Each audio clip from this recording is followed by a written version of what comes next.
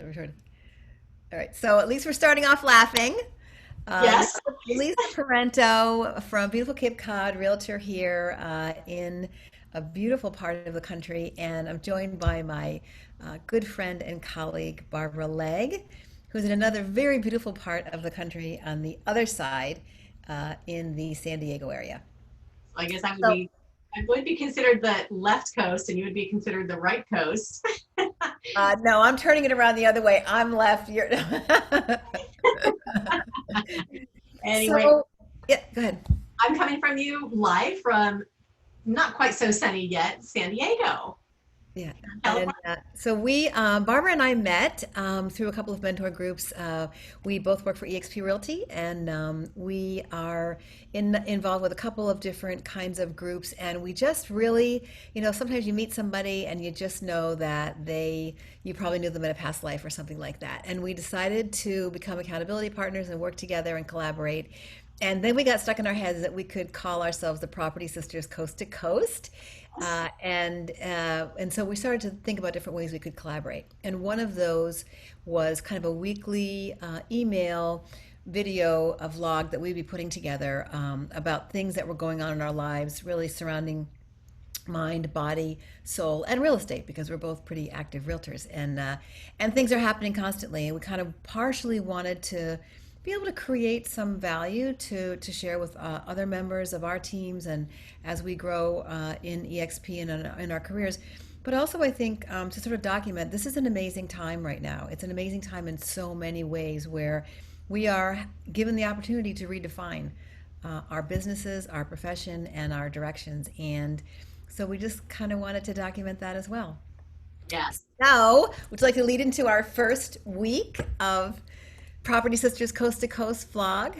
Yes. Yes. And I consider us not just property sisters, but soul sisters. Okay, yeah. You know, we're cut from the same cloth somewhere. Yeah. So yes, Lisa and I were talking about okay, body, mind, spirit, real estate. How can we give value to those that we just love and want to keep in our lives? So the first thing that we're going to be kind of discussing today is mind and mindset. And what do Lisa and I do to kind of keep us grounded, keep us centered? How are we getting through this pandemic? What are we doing on a daily basis? So for me, and I think for Lisa, I'm not going to speak for her, but for me, something that has truly helped me immensely is meditation.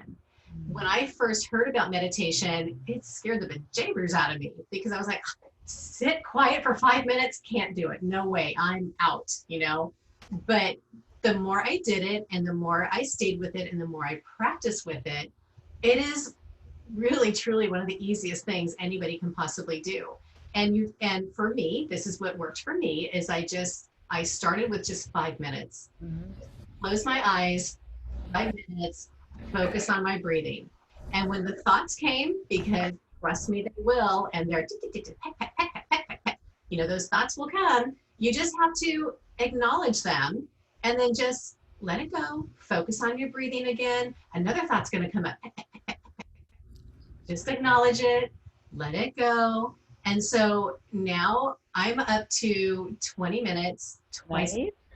And honestly, when I'm done meditating, I feel like I can just take on the world. And we all know real estate gets crazy, especially now. Um, and literally these last couple of days, I'm like, I'm just gonna meditate. I'm just gonna go meditate. And whew, it's a beautiful feeling. Yeah. So that's what works for me. How about you, Lisa? That's awesome, Barbara. And I wanted to say, one of the cues that was given to me a long time ago was if you're not having thoughts, you're dead. So thoughts are very natural, but also to treat them as uninvited guests. And that sort of gave me an interesting way to dismiss. And also, there's a lot of folks will suggest sort of like a visual of those thoughts as just being clouds and just let them sort of, continue to move by. Yeah, so my journey with meditation, and I don't know where I would be without meditation. And it's also something that I share with my husband, which has really been very powerful and really great. I'm definitely the one who suggests I'm going to meditate now. Want to join me? I mean, that doesn't usually happen the other way around, but he certainly always has. And I can share later maybe a time when it was so critical to him. But I started, my first husband, who was much older than me, had been meditating for many years in a practice called Sahaj Marg, which means the natural way. And it was based on a silent meditation on the heart, and it had a guru in India and this whole thing. And it wasn't like a cult where there was money and that kind of thing involved, but there were definitely groups all over the world that practiced this, and they continue to grow, and it's quite large now. And they have ashrams, and I was involved when they were building one here in Georgia, and there are a lot of people that practice this meditation. But so it wasn't there was nothing to object about. It was a silent meditation on the heart. There was morning meditation, and then there was evening cleaning meditation. And I was young and impressionable, and had come from a very open sort of Protestant, we were congregational, and it's almost Unitarian, very open, crunchy granola, lots of singing, God is love, and so it was kind of in alignment with what I was doing. There was nothing out of alignment. And we traveled all over the world. I've been to, I don't know, Singapore, and all kinds of Malaysia, and all over Europe. And I've been to India twice, way out in the villages years ago, where there's like no, the sewage is two different streams in the main town, and you don't shake hands with anyone with their left hand. So I think I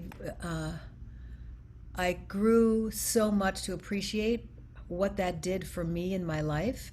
And I remember thinking, all those poor souls that have to use a mantra, too bad they can't just meditate on their heart. Like, what's wrong with them? I really didn't understand mantra at all. And I was at an event at Kripalu, and the yoga teacher was going to do a special bonus in the morning, very early morning, 6 o'clock or some ungodly time. And it was going to be a mantra base. And I was like, well, I'm already here. I guess I'll just pop in. And it was quite a guttural, one of the more guttural kinds of mantras. And I never had done that repetitive, out loud mantra over and over and over and over again in a room myself. And physically, you can't even, the feeling of the vibration at my very core was something that I continue to try to recreate, and I have sometimes, certainly, but then doing it in a room full of people who've just been doing a lot of yoga, and they're up early doing this, it was like, I don't want to say I was levitating, but it was definitely like a pretty profound experience. But I think the universe wanted to sort of shake me and go, hey, there's a reason people have been doing this for 5,000 years, you idiot, you should probably give it a try. So I've been doing a lot of mantra meditation since then. And then interestingly, the Chopra meditations, which are so available to the world and have been around for years now, have always been based on mantras. And he started out quite, with the Soham and Satnam and very simple ones, but they're pretty complex. We always have to look at the app 3 times to make sure we're saying the right mantras. And there is a reason that they are there. The Sanskrit is very specific, and you are calling out certain kinds of energies, and I believe that, and it's been a very powerful, important part of my life for sure. Right. That's beautiful. That's absolutely beautiful. And I like what you mentioned about the Chopra meditation, because I don't know that a lot of people know that they actually are offering free meditation through the end of August, I believe. I mentioned there's an app, and you can just download it onto your phone. I think those meditations are about 20 minutes. So, and you listen to Deepak, who has such a wonderful voice, and he kind of explains what that meditation is going to be, and then he actually takes you through that meditation. So it's a beautiful experience, and what we're going to do is we're going to have the link to the Chopra meditation so that you guys can sign up for it. It's absolutely free. He does have some that you can purchase, which are phenomenal. But try out the free meditation. It's probably going to be one of the best things you can do for your life. Absolutely. Absolutely. And they're offered many times over the year. Usually he does it with Oprah Winfrey, which is also interesting to hear Oprah's take on a topic, and then Deepak will give us his spiritual gifts, and then we'll meditate together, and it's really awesome. So I think this will conclude our very first edition of Property Sisters Coast to Coast. We hope you enjoyed it, and we're going to put the links in the email as well, and we look forward to the next time we connect. And next week we're going to be talking about, what should we talk about? Let's talk about body. How about next week we'll talk about body, and we're going to Okay, talk about perfect. exercise and recipes and just Perfect. Sounds great. Love it. All okay. right. See you next week.